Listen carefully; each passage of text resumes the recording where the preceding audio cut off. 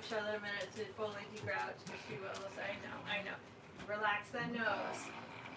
Belly rubs help, but the nose is still angry. You can tell Charlotte's still grouchy because of the wrinkling of the nose Yeah. and the kicking of the belly. Millie. That wasn't grouch. That was just her kicking belly because she liked the belly rub. Why still grouch noises though? Why still making grouchy noises? Look at these cheeks. Look at these cheeks. Those are acorn stealing cheeks. So everybody join in. We will be updating you soon on the. Yeah. Thank you, Paula. What's going on in the background? Alright, so Huckleberry update? Yep. Alright, so good news and bad news. Not terrible news. We're still like in a neutral-ish zone. So, excuse me. What he went into the hospital for. So, first time he had the urinary stones. He had to have emergency surgery into his abdomen, into his bladder to place a tube so that he could pee out of it because he was very much like almost fully blocked, was like dribbling like urine a little bit. So did that, came home, was doing poorly, started to do really good, we were feeling really happy. All of a sudden just crashed and was not eating, really in pain, all sorts of issues. So took him back to the hospital. He's at NC State. They were at first really guarded about like what was going on with him because his whole GI system had shut down. His intestines were too big. He just had things that were not looking very good. So that has now improved. It's stabilized. He's eating. All GI issues seem to have gone away. Intestines are a nice normal size. He was also having some neurological signs which have stopped completely. So we're like, great, so excited. So they said, while he's here, we're going to do his tube challenge, which is where they clamp the tube that he's peeing out of and they make sure his penis can work normally and he can pee normally. Hopefully I don't get flagged for saying that word. So they did it and he's still just dribbling pee. So we're back to before, thinking maybe he's got more stones that he's developed. So basically just back to the original issue, which is, what do we now? So they're gonna do a test in the morning. For some reason the lab results for the stones when they did the surgery and removed them aren't back yet, and they should have been back. So they're now trying to contact the lab, find out what happened, and I just hope to God that no one lost the stones. That would be really upsetting. So, because it really matters what kind they are. They have an idea what kind they are, but need to confirm. So, it's frustrating. We're just kind of back to where we were before. Like, are we going to be able to fix this stone issue? We did finally get our hay analysis back. The hay itself wasn't terrible, but it was very, it was fine hay, for someone not in Huck's situation. But the calcium to phosphorus ratio was definitely on the low side, which is basically the number one driver of whether a young male is going to get stones. So we at least understand it. And he was also eating some like sheep pellets that we were giving to everyone like in the evening. So that could have added extra phosphorus too. So basically his body was prone to it and his diet wasn't optimized for someone who has stones, even though obviously, we don't know that he's going to develop stones until he does. So the good news is we know now how we could optimize his diet so that we can make sure he's getting nothing that will be stone causing. The bad news is we need to get rid of these new stones somehow. So they're going to do another test tomorrow to try to confirm the presence of stones, and then we'll go from there. So Yeah, and like it's been like this up and down. Yeah, it's like we're sort of waiting for him to like fully be ready to come home. Obviously While you talk. Sure, I'll come over by Pumpy. But yeah, we're like waiting to like get the word that we can come pick him up and that he's like ready, to exist again outside of a hospital setting. But I think the other hard part is, this is like probably a lifelong maintenance kind of thing where like we'll have to constantly keep our eye on his numbers and hopefully the right hay, pH testing his wee wee as frequently as we can to make sure that the numbers stay, because it's basically about making sure that his urine doesn't get too basic, so that it can like basically crumble. Yes, we don't want a basic We don't land with want no basic pee. here. But yeah, so trying to make sure that that doesn't happen and that we keep it acidic enough to eliminate stones before they become too big.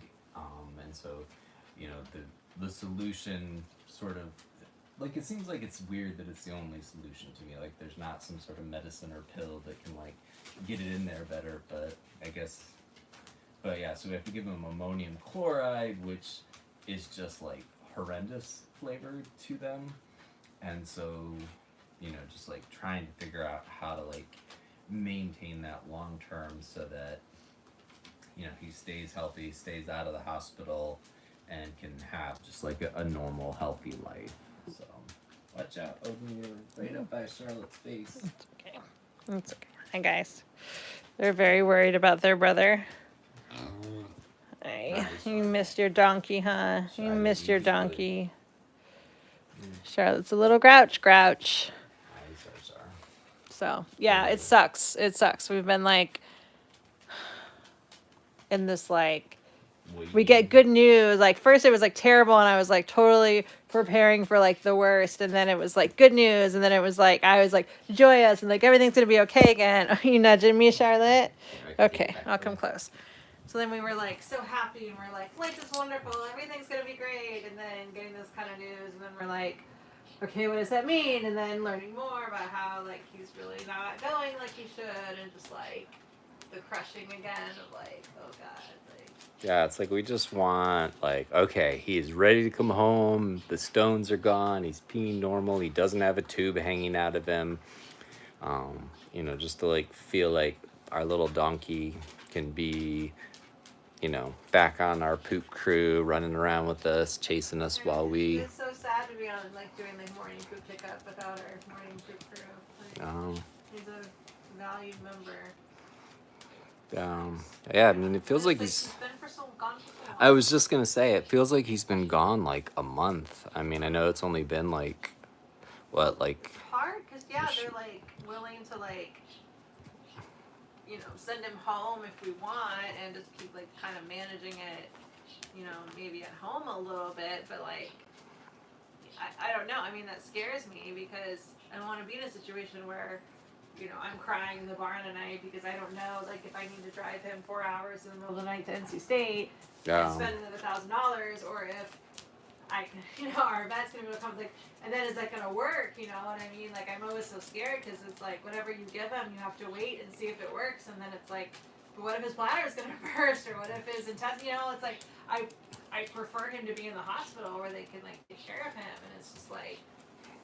Like, I don't want them to keep him longer, but I don't feel like it's in his best interest to come home at this point, or like, it's just, like, I mean, emotionally, yeah, like, I want him to, like, be with his family, and, like, I mean, him and Bonnie and Piper and Annie, like, got so close, and they're, like, such a little bonded family now, and, like, with us, I mean, he's, like, so happy to see us every day, and, like, comes with us while we pick up poop every morning, and, like, it's just, I don't know, it sucks not having that right now, but like I know it's for the best. And then I want to go visit him, and I still have like in my mind about like maybe going to visit him tomorrow, but like it's like, okay, if he's gonna come home Wednesday or Thursday, like do I take a whole day off of the sanctuary when we're so behind on everything, when there's so many other animals that Charlotte's being so pushy that are like ignored while this is going on, like it's just like it sucks because I want to be there for him and I want to go see him, but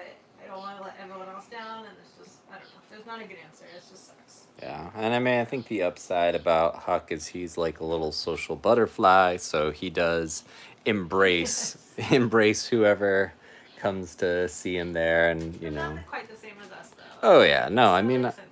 But it's like when we do tours, like he'll run around and greet everyone, but then he kind of like comes and like leans up against one of us, where he's like, we're Yeah. like the safety zone, you know. And so it's like, I Um, know when there's like super nice and they all love him, but it's just like no one loves him like I love him.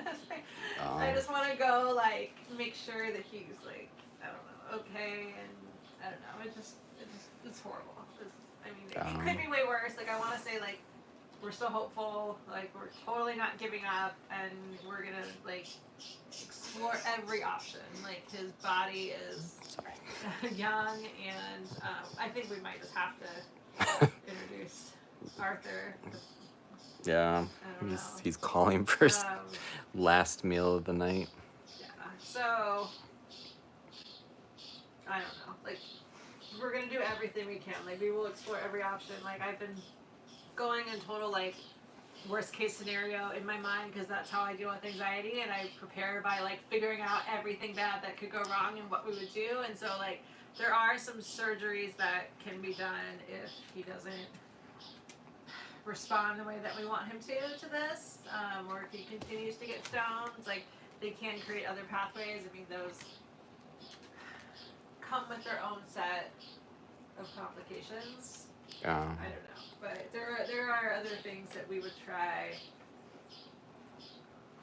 Like, yeah, it's just But ultimately, I think I just like made myself really sad. I know. I was gonna say we're optimistic. You know that I don't feel optimistic. we're optimistic that he's gonna like be okay. That like like I think there's like I don't know how to go on if he's not like. but I think like you know he is going to you know like hopefully within the next couple days have like the turnaround we need you know but it's you know it's definitely I think the hardest part is like he's you know not an only child and so you know there's the stress of like what all do we need to get done here what all you know are we not doing for you know it's like as you can see Charlotte is very eager to be loved thank you Prana Shoot, I need to put it up. That just made me think of something. I need to put it on our website. I put it in the mailing list,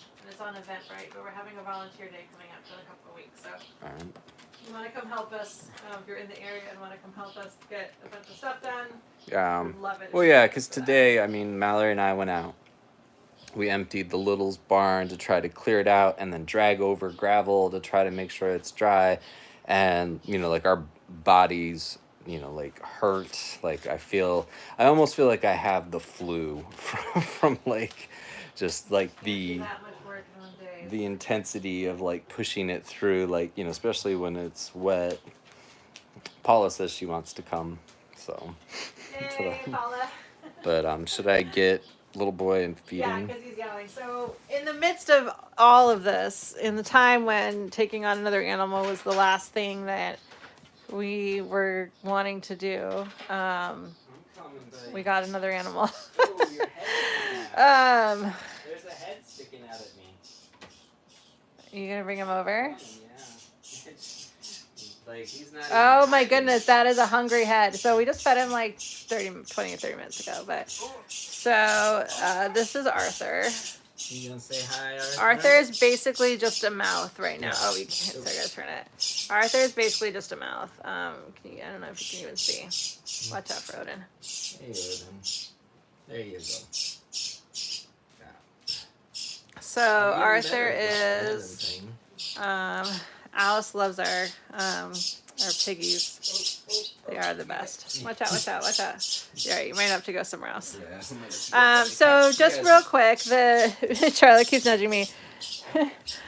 The just giant mouth that's right there is Arthur. He is a very newborn starling who his nest was destroyed and fell off of a school, and Ryan's daughter was taking care of him, and then we babysat him, and then he moved in here. We said we're absolutely not taking on this bird, and then we babysat, and now we have a bird. So couple of things about starlings. He had a brother who unfortunately passed away the first night. So they can be released. They can be raised and released. If they don't have another starling that grows up with them, so if there's just a single one, their chances are very low of surviving in the wild. So release chances are not great. They attach very, very much to the humans that take care of them if they don't have another starling to bond to. So one thing that's actually very surprising about them, wildlife rehabbers are legally not allowed to take them here, and however, private people are absolutely allowed to keep them because they're not native, and they actually do about as good as parrots living in a house if they are raised by humans. So that's one of the reasons why we said that we'll take him, because he's just going to be a house bird. So I did not know any of that prior to meeting Arthur, and when I looked it up, I was shocked at kind of that whole situation. But yeah, apparently like they do really, really well. They can actually live like 10 to 15 years, and even in the wild they live like 2 to 3 years. So it actually works out better for them, and they're very happy with the human flock, and they will bring other species into their flock as well. Oh my goodness! Look at those legs. He's all legs.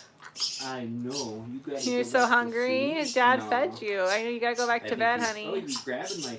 I feel you grabbing for the first time. Wow. Yeah, we're starting to get those feathers. They're starting to pop. Don't come this way. And I know it seems... Oh, you really want more? Are you sure? I feel like you had a lot to eat just now.